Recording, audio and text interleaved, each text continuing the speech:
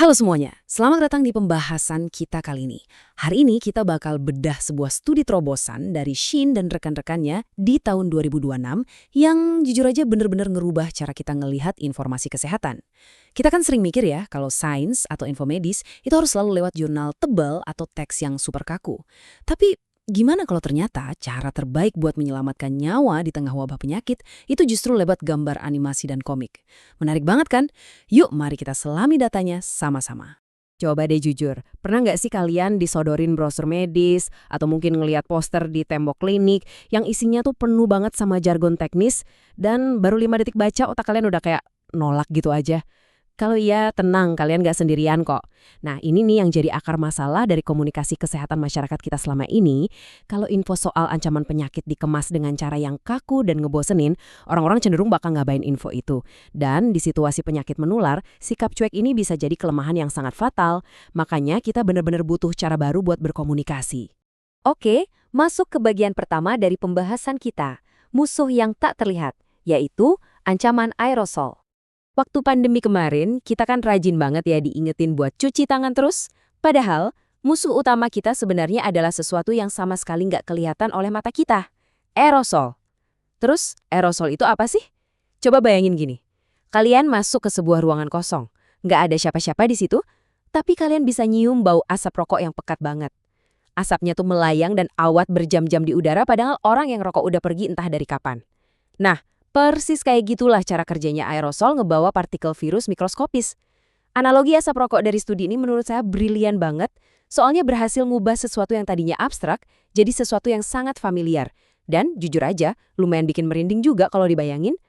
Terus, apa sih yang bikin komik atau animasi itu jadi efektif banget? Kuncinya ada di cara mereka mempersonifikasi virusnya.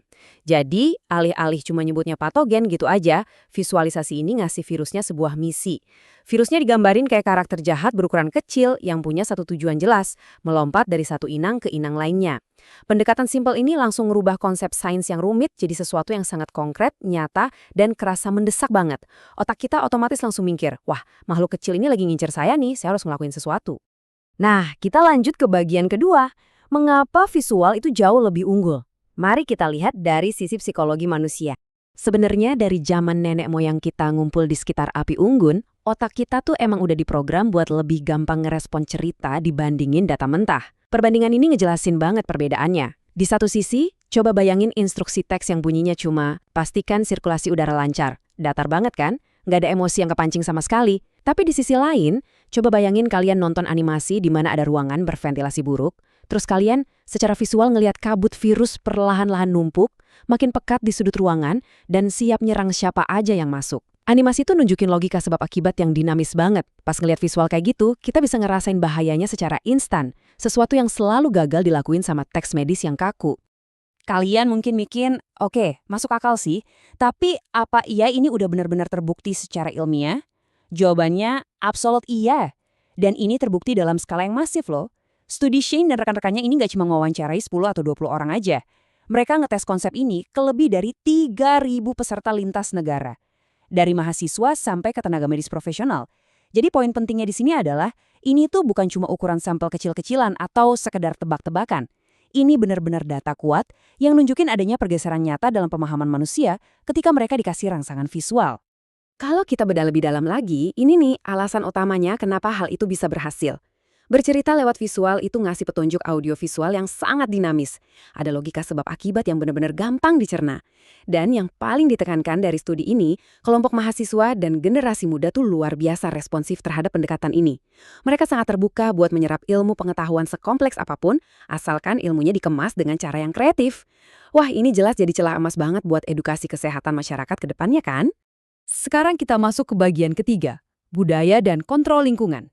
Di sini kita bakal lihat perbedaan respons dari berbagai negara.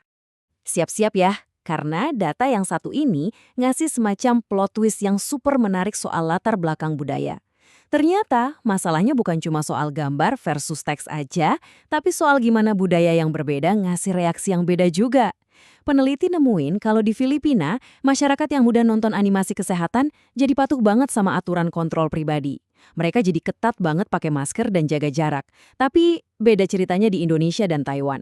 Meskipun pemahaman warga di sini juga meningkat tajam setelah nonton video, mereka tuh ternyata agak enggan kalau disuruh selalu pakai masker dengan ketat.